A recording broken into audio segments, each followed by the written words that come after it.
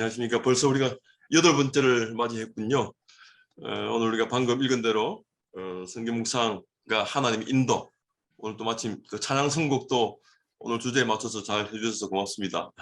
우리가 지난주에 그 성경 묵상과 신학에 대해서 함께 살펴보았죠. 성경 묵상과 구원, 그리고 성경 묵상과 교제, 성경 묵상과 예배라는 이 세 개 키워드로 지난주에 여러분과 함께 나눴습니다. 하나님은 일단 우리를 먼저 구원하신다는 거죠. 구원받은 백성에게 이 묵상을 통해서 하나님은 만나시기를 원하신다는 거죠. 만남과 교제를 통해서 또 예배를 통해서 하나님의 동행, 또 하나님의 말씀의 다스리심이 드러나는 것이 신앙이고 또 묵상 여정이라고 제가 지난 7주 동안 계속 반복해서 다양한 방식으로 여러분과 함께 나눴죠. 오늘은 성경 묵상과 하나님의 인도라고 하는 제목으로 여러분과 함께 나누겠습니다. 여러분 방금 시편 107편, 이 시편은 크게 5개 덩어리로 되어 있잖아요. 1권부터 5권까지 마치 모세 오경을 연출하듯이 107편은 제5권이 시작되는 첫 장이죠. 107편 첫 이 말에서부터 여러분들 5권의 이야기가 시작되는데, 특별히 오늘 광야에서 광야 사막길에서 방황하며 거주할 성을 찾지 못하고 과거의 이스라엘 백성들의 삶을 다시 한번 되돌아보게 하죠. 광야 사막길. 여러분, 우리 인생은 그 흔히 광야라고 비유를 많이 하죠. 우리 인생 여정을 광야에 비유를 많이 합니다.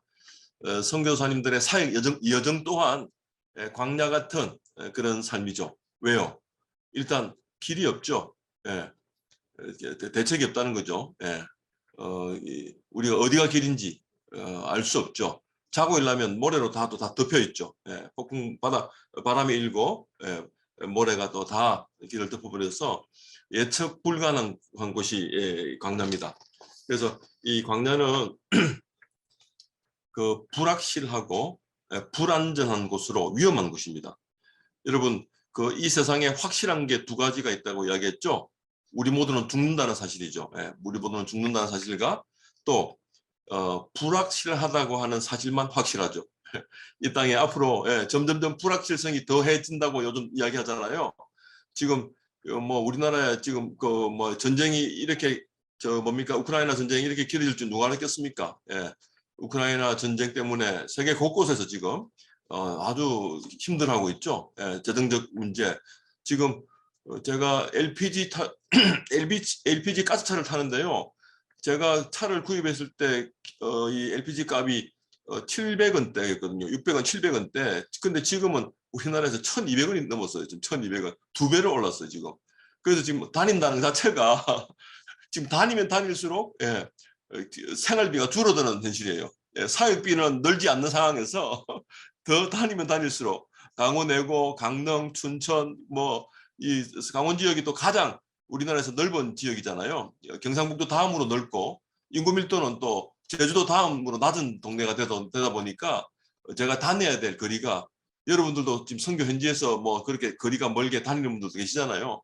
저는 뭐 그렇게 뭡니까? 그렇게 따지면 거의 선교지 있는 것 같은 느낌이에요. 1년에 한 5만 6만 킬로를 다닙니다. 그 자동차 거리가 한 5만 6만 정도 다니는데요. 물론 저보다 더한 선교사님들 계시겠죠.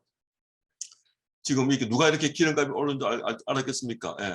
또 지금 원숭이 두창이라고 또 새로운 뭡니까 좀 이렇게 그 전염은 좀 덜하다고 하는데 그래도 굉장히 위험하다는 느낌을 지금 갖고 있죠. 그래서 계속적으로 지금 앞으로 인류가 멸망하는데 2가지 원인이 1위부터 10위까지가 그 여러 가지가 있던데, 뭐 식량 문제 있고 전쟁 문제 있고 핵 전쟁이 있고 있는데 바이러스 문제가 2개나 랭크돼 있어요. 그것도 1위부터 6위 사이에 1위부터 6위 사이에 바이러스가 지금 2개가 링크돼 있어요. 그만큼 지금 우리가 알지 못하는 다양한 그 질병으로 인해서, 바이러스로 인해서 인류의 종말을 앞당길 수 있다라고 하는 그런 그 과학자들 또 의학계 의료진들이 지금 이야기를 전망을 하고 있죠. 그래서 우리는 불확실한 시대를 살고 있습니다. 그 여느 때보다도 불확실성이 더욱더 확실한 시대가 요즘이죠. 그래서 이 광야와 같다 하는 말이죠. 길도 없고 예측 불가능하고 불확실성이 더욱더 심화되고 있고 불안정하죠. 갑자기 뭐 싱크홀 알죠? 갑자기 자동차가 달리다가 땅이 꺼져 버리는. 뭐 미국에도 가끔 보니까 뭐 집 통째로 그냥 깔아앉더라고요. 뭐 동남아 지역도 마찬가지죠. 갑자기 그 땅이 꺼지는 현상, 예, 그 싱크홀이라고 하는데 예, 그런 현상들처럼 뭐 사건 사고도 마찬가지죠. 누가 예, 비행기 사고가 가장 안전하다고 가장 믿고 날랐는데 비행기가 추락하죠. 정말 뭐 지금 그 뭡니까 공기보다 더 빠른 저 소리보다 더 빠른 속력을 자랑하는 시대에 예, 알지 못하는 사고로 예. 그래서 길도 없고 예측 불가능하다는 사실이 그 광야와 같은 우리의 인생을 이야기하고 있죠. 또 하나는 마지막으로 광야는 결핍의 땅이죠. 부족의 땅이죠. 예. 지금 그 사막의 길에서 방황하며 거할 성읍을 찾지 못한다. 예. 이 안정적인 사역지가 없죠, 여러분. 지금 안정적인 재정 지원이 여전히 그 지금 불안하죠. 예. 줄이고 목말라 그들의 영혼이 그들 안에서 피곤하였도다. 예. 이모저모로 육신의 피곤, 정서적인 피곤, 예. 물질의 피곤, 예. 물질의 부족도 결국은 우리의 마음과 몸을 정말 피곤하게 하죠. 그 중에 가장 부족한 게 뭐예요? 우리 선교사님들에게 정말 가장 그 이번 묵상 훈련 12주를 여러분들 요청했고 또 제가 흔쾌히 또 여러분들에게 또 섬기게 된 계기가 무엇입니까?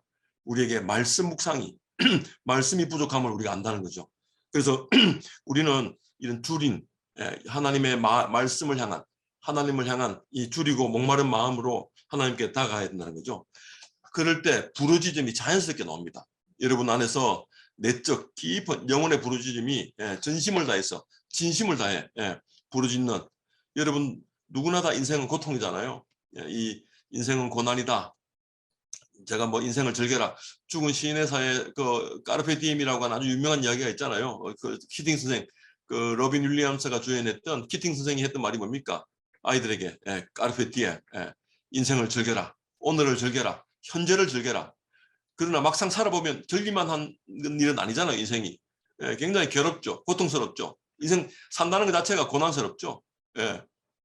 그래서 뭐 과거에 그 유머가 있더라고요. 50대 남자, 60대 남자, 70대 남자 이렇게 해가지고 뭐 리모컨 달라 했다고 아내한테 맞고 뭐 아침에 어디 가냐 물어본다고 맞고 뭐 또 아침에 눈 떴다고 맞고 뭐 이렇게 해서 뭐 그런 시리즈가 있더라고요. 그런 것처럼 이 인생 자체가 고난이에요. 고난. 그런 고난 가운데 우리를 건져주시는 분이 하나님이시라는 거죠. 먼저 하나님 우리를 구원하십니다. 구원받은 백성으로 하나님과 교제하고 하나님과의 만남을 우리가 경험할 때 진정한 바른 길을 우리가 안내받을 수 있죠. 오늘 7절에 바른 길로 안내하사 거주할 성읍에 이르게 하셨도다. 여호와의 인자심과 인생에 행하신 기적으로 말미암아 그를 찬송한다. 여러분들 오늘 그곳에 살아있다는 것만으로도 감사할 일이죠. 오늘 내게 일용할 양식이 주어졌던 것만 해도 감사할 일이죠. 최소한 나에게 위로자가 있잖아요. 사람을 통해서 환경을 통해서 어떤 사건과 상황을 통해서 하나님께서 위로해 주시는 그 위로가 무엇입니까? 기적이죠. 기적. 오늘이라고 하는 이 시간을 선물로 받은 것만 해도 여러분들 오늘 내가 숨쉬고 있다는 것만 해도 기적이죠.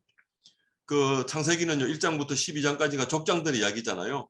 그 다음 1장부터 12장까지가 하나님께서 구원하신 11장까지가 하나님께서 구원하신 원역사 이야기고 12장부터 50장까지가 족장들의 이야기예요. 아브라함과 이삭과 야곱 그리고 요셉의 이야기. 이 족장들의 목적이 무엇입니까? 생존하는 겁니다. 생존하는 것. 살아남는 것입니다. 살아남아야 됩니다. 여러분 선교지에서도 마찬가지죠. 일단 여러분들이 건강하게 살아남아야 됩니다. 여러분들이 몸과 마음과 생각이 건강하게 살아있어야 됩니다. 그래서 그럴 때 하나님의 구원을 노래할 수 있고요. 하나님이 인생에게 행하신 기적들을 정확하게 인지할 수 있다는 거죠. 여러분 살아있어야 됩니다. 뭐 우스갯소리로 살아있네 이런 말 하잖아요. 살아있다는 말이 무엇입니까? 여러분이 목숨 붙어 있다는 말도 살아있다는 말이지만은 하나님의 은혜를 의식하고 있다는 것. 하나님의 살아계심을 인지하고 있다는 것. 그걸 통해서 내 영혼의 사모하는 영혼이 또 만족을 주시는 분이 하나님이심을 알고 내 영혼이 늘 그 하나님을 갈망하고 있다는 것을 하나님께서 우리 줄인 영혼에게 좋은 곳으로 채워준다는 사실을 늘 잊지 않고 있다는 것. 이게 바로 무엇입니까? 하나님의 말씀에 붙들려 있다는 거죠. 제가 흔히들 강의할 때 이런 이야기를 자주 합니다. 그 요한복음 15장에 포도나무 비유가 있잖아요. 예수님은 참 포도나무시고 하나님은 농부시다. 농부의 바람은 이 포도나무에 소출이 많아지는 것이다. 포도나무에 딱 붙어 있는 포도나무의 열매들이 많이 풍성하게 맺는 것이다. 우리는 그 포도나무에 붙어있는 가지들이잖아요. 그래서 제가 흔히 이런 말을 제가 만들었어요. 뛰는 놈 위에 나는 놈, 나는 놈 위에 붙어 다니는 놈. 말씀에 붙어 다니는 놈. 예수 그리스도께 붙어 다니는 분들. 선교사님들 마찬가지죠. 날고 긴다 하더라요. 나중에는 결국요. 결국 넘어지는 대부분의 이유가 무엇입니까? 말씀에 붙어 있지 못하기 때문에. 예수 그리스도께 붙어 있지 못하기 때문에. 뛰고 날고 긴다 하더라도 결국은 인간의 자족, 인간의 만족하는 사역으로만 전락해버리는 가능성이 매우 크죠. 그러다 한 방에 훅 갈 수 있다는 사실을 우리가 많이 목격했죠, 주변에서. 이 목사님들도 제가 처음에 정말 사역의 출발은 정말 좋았으나 나중에 점점점 마치 사울처럼 그렇게 변질되어가는, 우리는 변화해야 되죠. 변질되어 갈 것이 아니라 하나님 말씀으로 변화되어 가야 돼요. 성경이라고 하는 그 바이블, 비블리온, 바이블이라는 그 자체가 책이라잖아, 책. 책은 뭡니까? 읽는 것을 전제로 하고 있잖아요. 그래서 그리스도인들은 읽기가 달라진 사람들이라고 이야기했죠. 읽기가 달라진 사람들. 그래서 말씀을 통해서 날마다 자기 변화를 추구하는 것. 하나님 말씀으로 내가 점점점 변화되어 가는 거예요. 그래서 이 사모하는 영혼에게 또 줄인 영혼에게 하나님 말씀이 계속 채워주심을 경험할 때 우리는 변화되는 거죠. 그래서 사람이 자기의 길을 계획할지라도 그의 걸음을 인도하시는 분이 누구시라고요? 하나님이시라는 거죠. 그의 걸음을 인도하시는 분이 후원교회입니까? 여러분들, 사람이 자기의 길을 계획할지라도 그의 걸음을 인도하시는 이는 우리의 후원교회입니다. 혹은 연고대 스카이입니다. 혹은 꿀 직장입니다. 꿀 보직입니다. 꿀 인맥입니까? 꿀 선교지입니까? 우리의 걸음을 인도하시는 분이 누구시라고요? 여호와시다 라고 하는 고백이 날마다 터져 나올 때 여러분들은 하나님의 인도를 받고 있는 것이죠. 제가 지난번에 한번 여러분과 함께 시편 37장 그 실서 본문을 잠깐 다뤘죠. 시편 37장 17편 23절 4절도 마찬가지죠. 여호와께서 사람의 걸음을 정하시고 그의 길을 기뻐하시나니, 여러분의 걸음을 정하신 하나님이 여러분이 그 걸음을, 하나님이 기뻐하시는 걸음을 걸어갈 때에, 하나님이 정하신 그 걸음을 걸어갈 때에 하나님이 기뻐하신다는 거죠. 그러나 하나님이 정하신 걸음을 걸어간다고 한들 넘어지지 않는 법이 없다는 거죠. 넘어질 수 있어요. 반드시 여러분들 더 잘하려고 하다 보면요 넘어져요. 그러나 아주 넘어지지 않죠. 반드시 넘어질 때 내미신 손을 봐야 돼요. 하나님께서 내미신 손을 바라봐야 돼요. 왜냐하면요 우리의 길을 우리가 계획할지라도 그 걸음을 인도하신 분이 누구시기 때문에요? 하나님이셨기 때문이죠. 그래서 하나님이 우리의 걸음을 인도하시는 분이라는 사실을 알아야 돼요.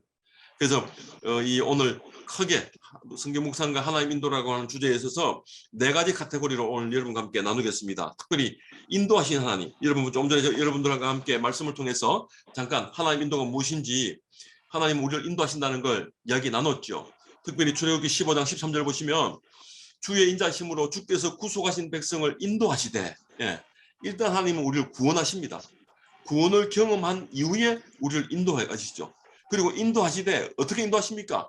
주의 힘으로, 하나님의 힘으로, 말씀의 힘으로, 예수 그리스도의 능력으로 우리를 주의 거룩한 처소로 나아가게 하죠. 주의 거룩한 성막으로, 출애굽기 버전으로 따지면 결국 성막이 완성되잖아요. 성막으로, 영원한 생명과 쉼의 자리로, 하나님의 임재의 상징이 성막으로 인도할 때 그 거룩한 처소, 하나님의 임재, 영원한 생명과 쉼이 있는 그것으로 우리 들어가게 하죠.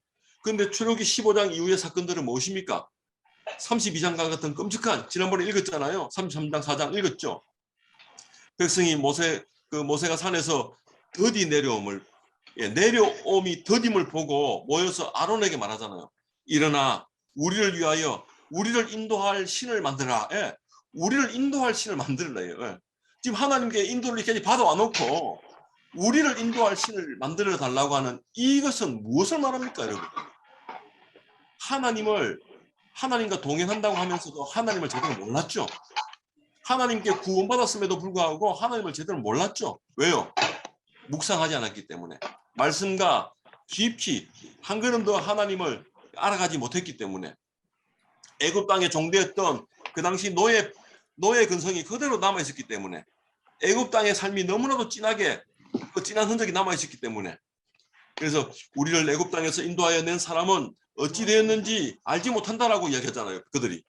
그러면서 은근히 모세를 세운 그 하나님을 이게 비아냥거려요. 이스라엘 백성들이. 그래서 스스로 하나님은 스스로 계시는 분인데 그들이 만들어내잖아요. 만들어진 신이잖아요. 스스로 계신 하나님과 만들어진 신이 극단적으로 대조되는 사건이 출애굽기 32장의 사건이잖아요. 하나님은 우리를 구속하셨고요. 우리를 인도하시죠. 어디로 인도하십니까? 끝까지 주의 거룩한 스스로 인도하시잖아요. 여러분의 선교지에서 그런 현상들이 그런 예배와 사역들이 많이 경험돼야 되죠. 영원한 생명의 자리로 영원한 심의 자리로 그런 선교지 이 선교 대상자들을 섬겨야 되죠. 요한복음 16장도 마찬가지입니다. 13절에 그러나 진리의 영이 오시면 진리의 성령이 오시면 그가 너희를 모든 진리의 가운데로 인도하시리니 진리의 영이 우리를 인도하십니다. 이 영은요, 하나님의 영은요, 우리를 말씀을 바르게 깨닫게 하고요, 기억나게 하고요, 말씀을 붙들고 살아낼 수 있는 힘을 주십니다. 그게 성령께서 하시는 사역이에요. 그래서 교회를 섬기는 일에는 다양한 은사로 또 여러분들이 묵상할 때는 말씀을 깨닫는 영으로 말씀을 기억하고 말씀을 바르게 해석해내는 영으로 드러나시는 분이 바로 성령님이시죠. 그래서 모든 진리 가운데 우리를 인도하시는 분이 누구라고요? 성령님이라는 거죠. 그리고 하나님은 우리를요, 시편 48편에 의하면요, 14절에 이 하나님은 영원히 우리 하나님이시니 그가 우리를 죽을 때까지 우리를 인도하신다 하시죠. 죽을 때까지 보호하시고 인도하시는 분이 누구라고요? 네, 하나님이십니다. 그래서 우리는 그 하나님으로 만족해야 되고요. 그 하나님 안에서 기뻐해야 됩니다. 이게 뭡니까? 자족하는 능력이죠. 내게 능력 주시는 자 안에서 내가 모든 것을 할 수 있다라고 고백했던 사도 바울의 그 자족하는 능력이 바로 여기서 나오는 거죠. 말씀에서 나오는 거죠. 그래서 우리는요, 하나님 인도가 꼭 필요한 존재들입니다. 인도하시는 하나님 두 번째, 인도하시는 하나님 두 번째, 하나님 인도가 꼭 필요한 우리의 그 가로 안에 넣으십시오. 네모 칸 안에. 우리의 왕과 주인이신 하나님입니다. 하나님은 우리의 왕이십니다. 하나님께 지원받은 우리가 하나님의 인도를 받는 건 너무나 당연하죠. 또한 그분의 이 인도를 받는 것은 우리에게 더할 나위 없이 유익한 일이죠.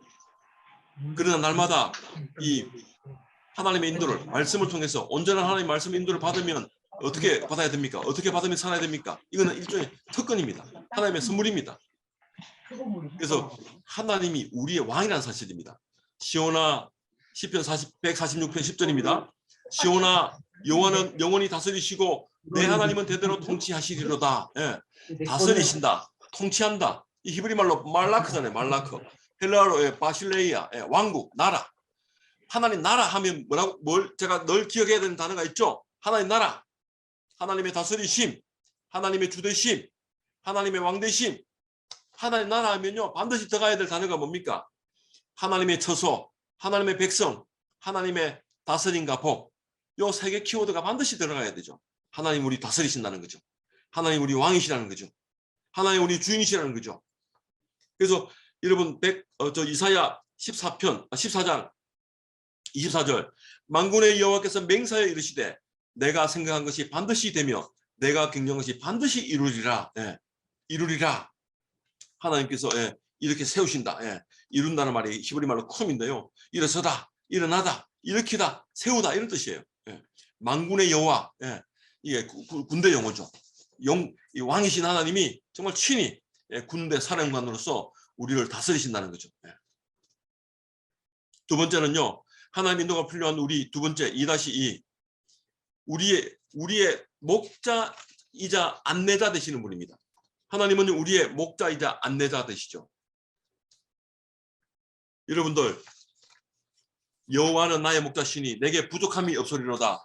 그가 나를 푸른 소장에 누이시며 실망한 물가로 나를 인도하시는도라. 뭐 이 다양한 버전이 있더라고요. 컴퓨터는 나의 목자시니 이렇게 하는 버전도 있고요. 여러분들을 부족함이 없게 하고 여러분들을 실만한 물가로 인도하는 것 무엇입니까? 우리의 뭡니까? 목자와 양의 관계로 성경은 이야기하고 있죠. 왕과 백성, 목자와 양. 여러분, 이 양이라고 하는 이 상태, 우리의 목자이기 이전에 목자이신 하나님을 우리가 알면 우리 양의 상태를 우리가 알 수 있죠. 특별히 우리는 지금 보통 양 혹시 여러분 양은 우리 인간의 실존을 이게 많이 비유하는데요. 양은 지금 어떤 특징이 있습니까? 우리의 목자이신 또 안내자이신 하나님이 우리의 참 목자가 되시면 양은 우리의 모습이죠. 양의 모습은 양의 특징이 우리 인간의 실존과 너무도 닮아 있죠. 첫째, 시력이 안 좋아요. 예, 양은 시력이 안 좋대요. 한 치 앞도 못 봐요. 우리하고 너무 닮아 있죠. 우리가 한 치 앞도 알 수 없는 삶을 살고 있잖아요. 그리고 두 번째는 이 쉽게 오염이 됩니다. 정말 이 제대로 돌보고 양 털을 깎아주지 않으면요, 이 사실은 다른 짐승들한테 잡혀 먹는 그 수보다도 이 더러워서 오염돼서 죽는 수가 더 많대요. 세 번째는 대책이 없어요. 막 이 스스로 보호할 능력이 없어요. 정말 조그마한 벌레들도 그 뭐 나무에 붙어가지고 적들이 나타나면 딱 자기 몸을 색깔을 바꿔서 보호하잖아요. 그런데 양은요 대책이 없어요. 그냥 그대로 무방비 상태예요. 목자가 없으면 그냥 그대로 죽을 수밖에 없는 존재들이에요. 이름에도 불구하고 네 번째 가장 문제가 뭔지 아세요? 양의 특징 가장 네 번째 문제가 고집이 세다는 거예요. 우리 그 이사야 53장 6절처럼 우리가 다 양 같아서 정말 우리가 다 양 같아요. 그릇 행하여 각기 제 길로 갔거늘. 정말 뭡니까? 다 양 같아서 양 같다는 말이 뭐예요? 너무도 어리석고 너무도 무력한 존재를 이야기하잖아요. 우리는 지금 그런 존재입니다. 그런 존재에게 참 목자가 되신 예수님이시죠. 참 목자 되신 하나님이시죠. 히브리서 13장도 마찬가지예요. 양들의 큰 목자이신 우리 주 예수를 영원한 언약의 피로 죽은 자 가운데서 이끌어내사 그 평강의 하나님이 모든 선한 일에 너희를 온전하게 하사 자기 뜻을 행하게 하시고 그 앞에 즐거운 것을 예수 그리스도로 말미암아 우리 가운데 이루시기를 원하노라. 영광이 그에게 세세 무궁토록 있을지어다. 양들의 큰 목자 되신 예수님. 여러분들은 성경지에서 그 예배 인도할 때 여러분들은 또 다른 목자가 되시죠. 참 목자 되신 예수님을 모시고 여러분들은 또 다른 목자입니다. 그리고 양들이 또 있죠. 여러분들이 섬기고 돌보는 양들이 있죠. 양들의 상태에 따라서 여러분들은 어떻게 합니까? 굉장히 능력도 있고 또 의욕도 있는 그런 양들이 많아요. 그런 양들에게는 잘 위임해야 됩니다. 함께 사역할 수 있습니다. 정말 동력자로서. 능력도 많고 능력은 많은데 의욕이 없는 그런 양들이 있어요.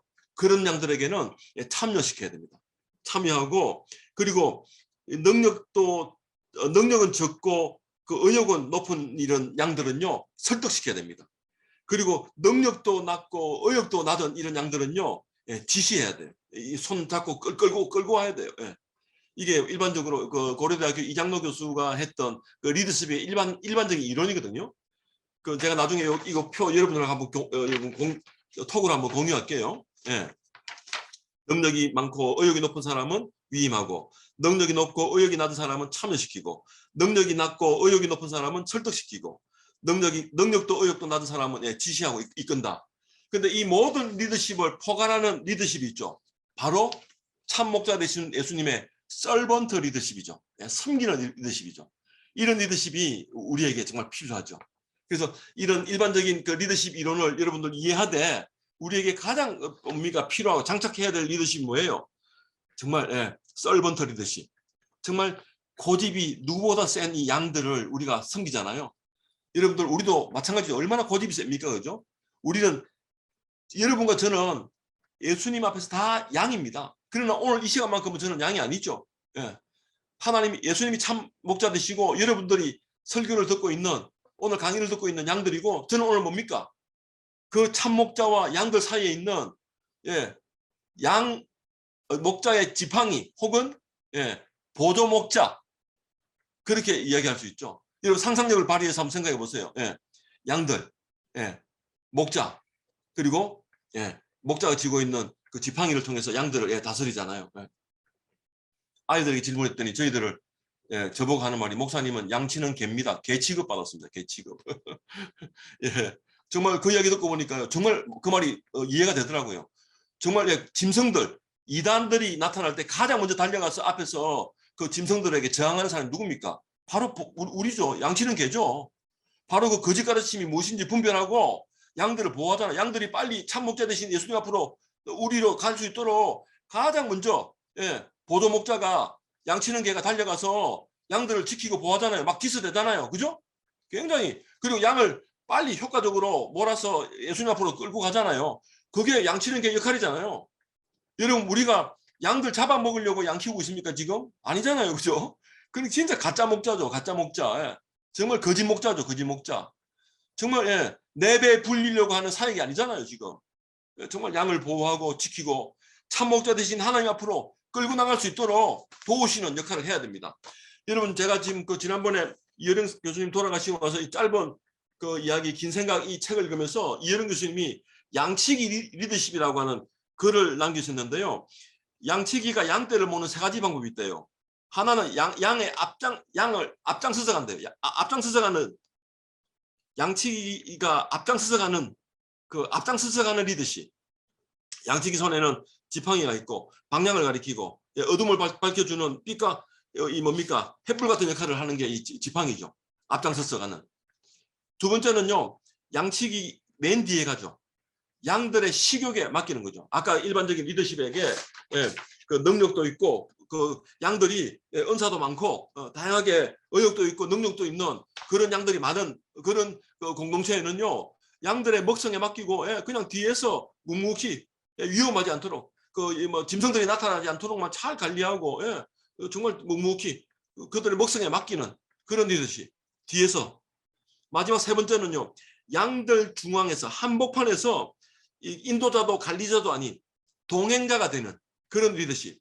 양들과 함께 섞여서 그들과 함께 먹고 자고 그들과 소통하고 그 예수 그리스도의 안테나 주님과 소통할 수 있는 잘 전신주 같은 역할을 할 수 있는 안테나 역할을 할 수 있는 그런 리더십.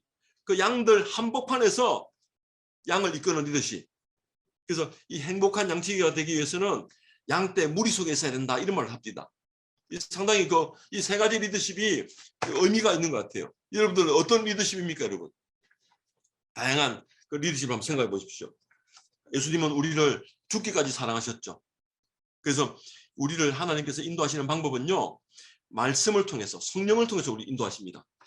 하나님은요. 지금도 66권으로 기록된 하나님 말씀을 통해서 지금도 말씀하고 계십니다. 그리고 말씀과 성령은 같은 이야기죠. 모든 성경은 하나님의 감동으로 된 것이니 성령의 감동으로 기록된 하나님 말씀이 오늘 설교자를 통해서 또 여러분들 묵상지를 통해서 지금 여전히 증거되고 있죠. 여러분 읽을 때에 교훈과 책망과 바르게 함과 의로 교육하기에 유익한 것이 말씀이죠. 마치 양치는 목자가 이 막대기로 엉덩이를 때리는 거죠. 위험한 곳을 못 가게끔 정신 차리게끔 뭐해 하면서 중동보다 낫잖아요. 엉덩이 한 대 맞는 것이 막대기가 그런 역할을 하는 거예요. 교훈과 책망과 바르게 하기 위해서 의로 교육하기에 유익한 것이 바로 말씀이라는 거죠. 그래서 결국 하나님의 사람으로 온전하게 세워가시죠. 그래서 두 번째는요. 기도와 공동체로 하나님 우리를 인도하십니다. 하나님은 우리에게 세미한 음성을 주십니다. 말씀 묵상할 때 성령께서 우리 마음속 깊이 음성을 들려주십니다. 오늘도 여러분들 묵상 실습 본문이 있을 텐데요. 함께 읽고 생각할 때 여러분들 세미한 음성으로 말씀하십니다. 또 강력하게 우레와 같은 소리로 여러분에게 말씀하십니다. 그리고 이 말씀을 함께 나누는 공동체를 통해서 우리에게 말씀하십니다. 이 말씀을 우리는 귀를 열고 들어야 됩니다. 세 번째는요. 환경과 사람을 통해서 또 사건을 통해서 우리를 인도하십니다. 우리가 여러분 신비한 체험만 바랄 것이 아니라고요. 상식적인 인도로 이성과 상식적인 판단도 우리가 고려해야 됩니다. 이 네 가지 방법 하나님께서 우리를 인도하시는 방법은 이 네 가지입니다. 성경과 성령으로 기도와 공동체로 환경과 사람과 사건을 통해서 이성과 상식적인 판단을 통해서 하나님은 우리를 인도하십니다. 그래서 기도하실 때에 여러분 이 말씀이 기억나게 돼야 되고요.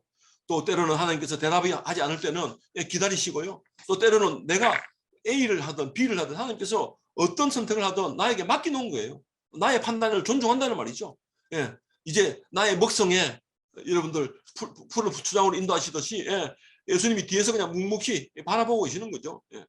그런 인도를 경험하는 하나님 인도가 있어야 되는 거죠. 그래서 하나님은 우리를 첫 번째가 말씀이죠. 말씀으로 인도하시고 우리를 다양한 방식으로 인도하신다는 거죠. 지금도 여전히 선교지에서는 꿈과 환상을 통해서 그 사건을 통해서 이렇게 인도하시는 방법도 있죠. 그러나 반드시 말씀을 통해서 점검해야 됩니다. 기도를 통해서 점검해야 됩니다. 그래서 이 묵상은요, 결국 말씀과 기도가 상호작용할 때 나타나는 아주 좋은 유용한 안전장치잖아요. 그래서 이 두 개가 잘 여러분들에게 전달될 수 있도록, 또 이것이 여러분 선교지 대상자들에게도 잘 교육될 수 있도록 하면 좋겠죠. 세 번째는요, 하나님의 인도를 받는 우리의 자세. 요거는요 다음 주에 하겠습니다. 요 부분만 좀 남겨놓고요. 오늘 본문에 들어갔으면 좋겠습니다. 10장 마가복음 10장입니다. 함께 읽겠습니다. 요거는 시간 관계상 지금 46분이라서 이건 다음 주에 하고요.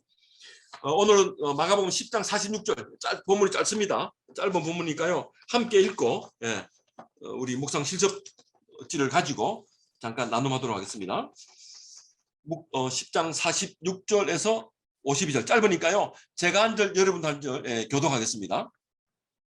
그들이 여리고에 이르렀더니 예수께서 제자들과 허다한 무리와 함께 여리고에 지나가실 때에 디메오의 아들 맹인 거지 바디메오가 길가에 앉았다가 나사렛 예수시란 말을 듣고 소리질러 이르되 다윗의 자손 예수여 나를 불쌍히 여기소서 하거늘 많은 사람이 꾸짖어 잠잠하라 이르되 잠잠하되 그가 더욱 크게 소리질러 다윗의 자손이여 나를 불쌍히 여기소서 하는지라.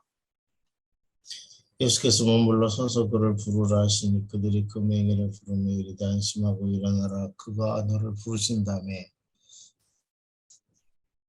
맹인이 겉옷을 버리고 뛰어 일어나 예수께 나오거늘 예수께서 말씀하여 이르시되 내게 무엇을 하여 주기를 원하느냐 맹인이 이르되 선생님이여 보기를 원하나이다. 오늘 이 본문 너무도 우리가 잘 아는 본문이죠. 우리가 묵상할 때는요, 이 낯설게 읽기 아주 중요한 그 원칙입니다. 성경 읽을 때 낯설게 읽어야 됩니다. 오늘 본문 여러분 이렇게 아는 본문이라도 한번 낯설게 한번 읽어보십시오. 46절에서 48절까지 한 문단, 그리고 49절에서 52절까지 한 문단, 이렇게 두 문단으로 나누어서 오늘 본문의 내용이 무엇인지 한번 생각해 보십시오. 예수님이 지금 그 8장 문맥이 8장 22절에 베세다에서 8장부터 특별히 8장 27절부터 빌립보 가이사라라는 지방에 나가실 때 이 8장에서 이 10장까지가 한 단락으로 이해하면 좋겠죠. 그래서 지금 예수님이 빌립보 가이사라에서 지금 오늘 여리고로 이르렀다. 예수님이 마가복음에 의하면 지금 어디로 가고 있습니까? 예루살렘을 향하고 있잖아요. 예루살렘을 향하는 여정. 예수님의 이 여정은 십자가 여정이죠. 죽음을 향한 예루살렘을 향한 여정의 길. 8장 27절부터 10장 52절까지 문맥은 예수님이 제자들과 함께 예수님의 죽음과 부활에 대한 이 세 번의 가르침이 이 안에 다 담겨 있죠. 예루살렘의 십자가의 짐을 지기 전에 제자들에게 이 가르침을 이제 가르치는 내용이죠. 그 가르침 안에는 제자들의 엉뚱한 특별히 8장 29절에 보면요, 베드로의 위대한 신앙 고백이 나옵니다. 이 신앙 고백 이후에 8장 29절 한번 보십시오. 뭐라고 합니까? 제자들이 짜오되 27절입니다. 빌립보 가이사라는 지역에서 예수님이 나를 누구라 하느냐, 사람들이 나를 누구라 하느냐 물으니 제자들이 하는 말이 세례요한이라고, 들어는 엘리야다 하더이다, 들어는 선지자 하나라 하더이다 라고 하니까 너희는 누구라라고 이렇게 묻죠. 너희는 나를 누구라 하느냐 물었더니 베드로가 하는 말이죠. 주는 그리스도시요. 그 마태복음에 하면 하나님의 아들이라고 이야기하죠. 그래서 오늘 주는 그리스도라고 하는 위대한 신앙 고백을 하죠. 근데 이 신앙 고백 이후에 이 제자들의 망가진 모습들이 세 번이나 등장하는 게 이 10장까지의 문맥입니다. 10장 52절까지의 문맥입니다. 그 여리고를 이르렀더니 예루살렘을 향해 가는 예수님의 발걸음에 여리고에 이르렀던 장면이죠. 그래서 이 여리고에 이르렀던 누굴 만납니까? 디메오의 아들. 디메오 아들. 이 티메, 히브리어 말로 그 티메, 타메. 디메오가 혼돈, 불결 이런 뜻이거든요. 불결의 아들. 누가 이 아들을 이런 이름을 짓겠습니까? 그래서 아마 거지이고 아마 이 그대 유대인들의 정결 규례에 의해서 그런 식으로 취급받았던 사람이 아닐까. 어려서부터 그냥 그 불황자로 거지로 살았지 않았을까. 그래서 이 디메오의 아들 이 바디메오가 사실은 지금 특징이 오늘 46절에 잘 나오죠. 맹인이고 거지고 예, 길가에 앉았다는 말이죠. 예. 누구도 주목하지 않았던 사람이죠. 그런데 나사렛 예수란 말을 듣고 예, 이 마가복음 문맥에서는요, 귀신이 나사렛 예수란 말하고 두 번째로 말하는 게 이분이에요. 이 시각장애인이 예수님에 대해서 예, 나사렛 예수라고 부르셨습니다. 그러면서 예, 다윗의 자손이라고도 이야기합니다.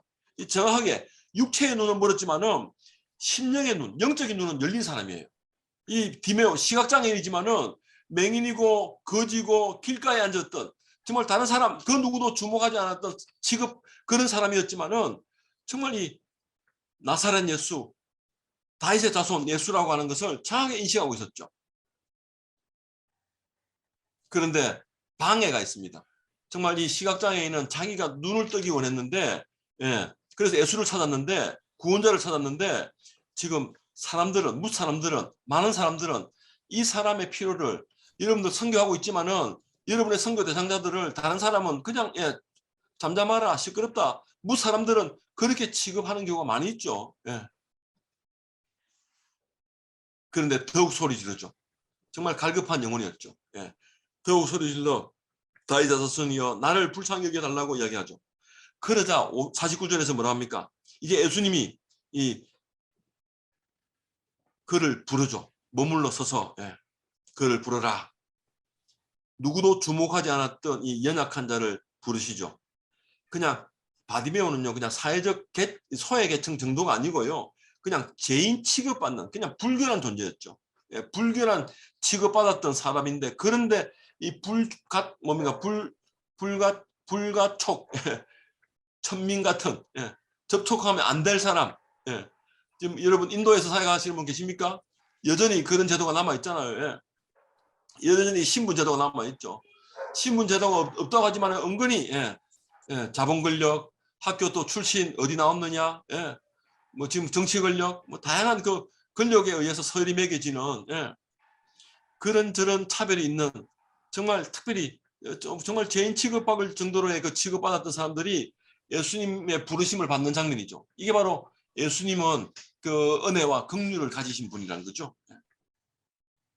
그러자 이 맹인을 부르며 이르되 안심하고 일어나 나라. 예. 그 이 사람들이 그 전달하잖아요. 예. 그가 너를 부르신다 하매 50절에 맹인이 겉옷을 벗어버리고 일어나. 이 맹인에게 시각장애인에게 또 거지에게 겉옷은요 당시 예, 어마어마한 재산입니다. 이 겉옷 하나로 살았던 사람 아닙니까? 예, 음식은 생기면 먹고 뭐 안 생기면 못 먹었지만은 겉옷 하나로 살았는데 예. 여러분 선교지에 있으면서 선교사님들에게 이런 겉옷 같은 정말 그런 게 뭡니까 여러분? 정말 절박한 게 있죠. 예. 겉옷을 벗어버리고 예. 예수님 부르신다니까요. 여기서 벗어버리고 일어나서 예수님께 나아가죠. 그래서 예수께서 말씀하시는데 네가 뭐가 필요하느냐 묻죠. 예. 네가 무엇이 필요하느냐 물으니까 맹인이 선생님 복이 원합니다. 아주 분명하게 이야기하죠. 그랬더니 예수님께서 뭐라 합니까? 가라. 내 믿음이 너를 구원하였다. 예. 지금 예. 이 시각장애인의 눈만 뜨게 한 것이 아니고요. 그 믿음으로 예. 이 구원까지 경험해요. 육체적 구원뿐만 아니라 예. 영혼의 구원까지. 예. 그래서 이 시각장애인 바디메오가요. 오늘 예수님이 누구로 지금 알고 있습니까? 예. 예수님이 어떤 분이십니까? 라는 질문에 대답해 보십시오. 49절 예수께서 머물러 서서 그를 부르라 하시니 예. 그 누구도 주목하지 않았던 사람에게 관심 갖고 계신 하나님, 예수님. 예. 연약한 자를 세상으로부터 버림받은 자들에게 다가가신 예. 부르신 예수님. 예. 먼저 우리를 생각해야 되죠. 죽을 수밖에 없는 우리 죄인. 예. 우리를 구원하신 그 하나님의 은혜를 생각하면서 먼저 감사해야 되겠죠. 예. 그리고 나서 우리가 그 은혜를 먼저 입은 우리가 우리 예수님의 사랑을 전달하는 내가 어떤 사역을 또 어떤 태도로 취해야 될 것인가 이걸 묵상하는 게 적용이죠. 감사, 찬양, 회개, 다짐 이 4개 키워드로 그 누구도 주목하지 않았던 나를 구원해 주신 예수님 감사합니다. 예. 이 구원에 겨워서 이 구원의 은혜에 내가 선교사로 살 수 있도록 이 은혜를 잊지 않도록 그 하나님의 열정, 하나님의 선교, 이 하나님의 그 따뜻함, 온기와 열정을 잃지 않도록 도와주십시오. 예. 그렇게 기도하는 다짐이 이 본문을 통해서 드러나야 되죠. 그리고 또 어떻습니까? 거지 바디메오의 소원을 들어주시죠. 51절, 52절에 예수님은 어떤 분이십니까? 라는 질문에 답해 보십시오. 바디메오의 소원을 들어주시는 예수님. 예. 바디메오의 눈을 치료해 주면서 내 믿음이 너를 구원했다라고 선포하시는 예수님. 예. 눈을 떴다고 생각하지만은 예, 눈을 감고 사는 사람들이 얼마나 많았습니까? 사실 예수님의 제자들이 그랬죠. 8장 그 문맥이 8장부터 10장까지 그 문맥이 그렇죠.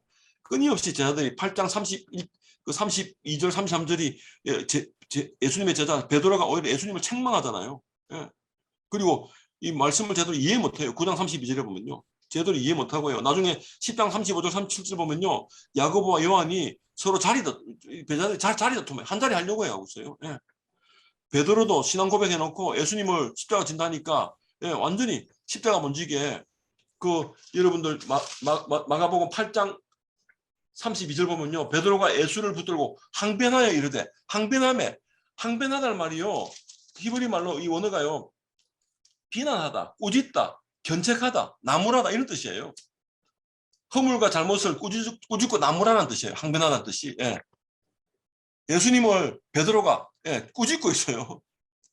조금 전에 주는 그리스도라고 고백했던 예수님에 대해서 그렇게 가장 잘 아는 것처럼 느꼈던 이 베드로가 이 예수님의 길을 막고 있죠. 그래서 예수님이 뭐라 합니까? 사탄아 물러가라. 예. 베드로를 꾸짖고 있죠. 사탄아 내 뒤로 물러가라. 예. 그리고 그 제자도에 대한 가르침을 8장 39절부터 8장 33절부터 9장 1절에서 자기 부인하는 것, 자기 십자가 지는 것으로 가르치잖아요. 이런 가르침이 3번이나 나옵니다. 3번. 예. 그게 뭡니까? 진짜 시각장애는 누구다? 너희들이다. 예.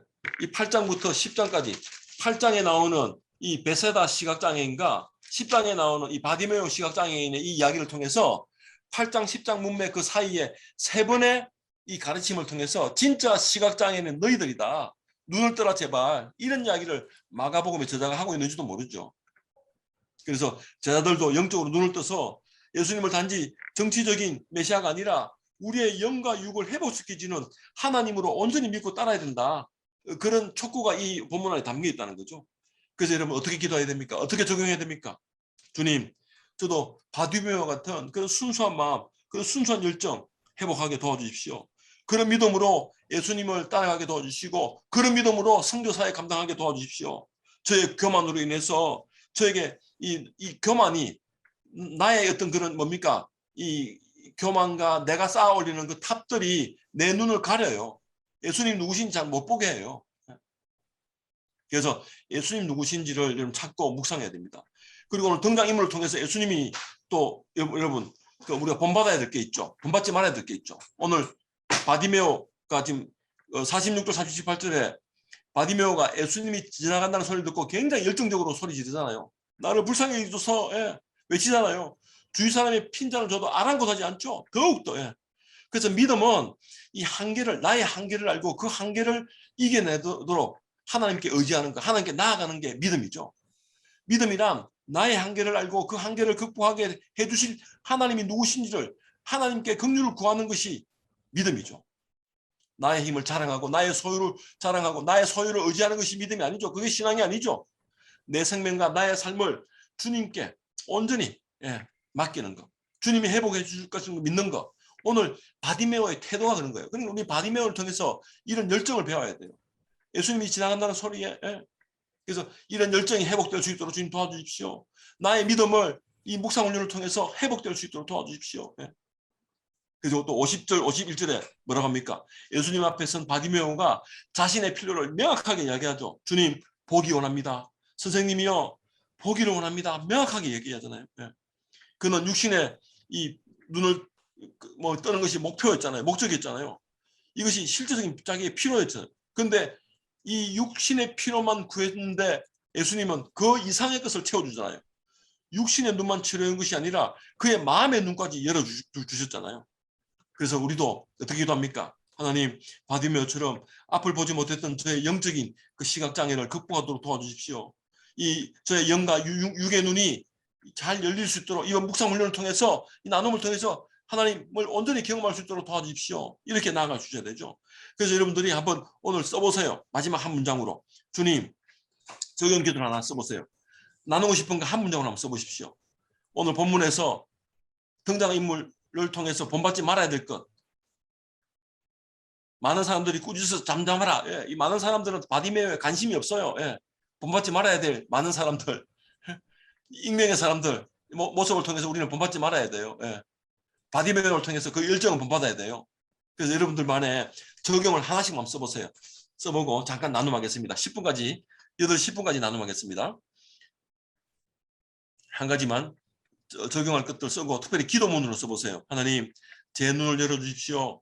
제 눈을 열어서 하나님의 놀라운 그 구원의 세계를, 이 선교지를 저에게 맡긴 이유를 온전히 깨달아갈 수 있도록 오늘 묵상 훈련을 통해서 이번 12주 과정을 통해서 더욱더 선명하게 확인하고 점검하고 하나님 말씀에 온전히 붙들려서 나의 선교가 아니라 하나님의 선교를 체험하는 그런 이번 훈련 과정이 되게 도와주십시오. 이런 기도 아주 훌륭한 기도죠.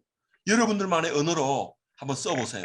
써보시고 여러분들이 했던 그 기도와 기도 제목과 묵상 적용을 우리 소그룹으로 4분이서, 사람이 많으니까 잘 나누면 안 되더라고요. 가능하면 4분이서 나눠주시면 좋겠습니다. 듣기만 해도 됩니다.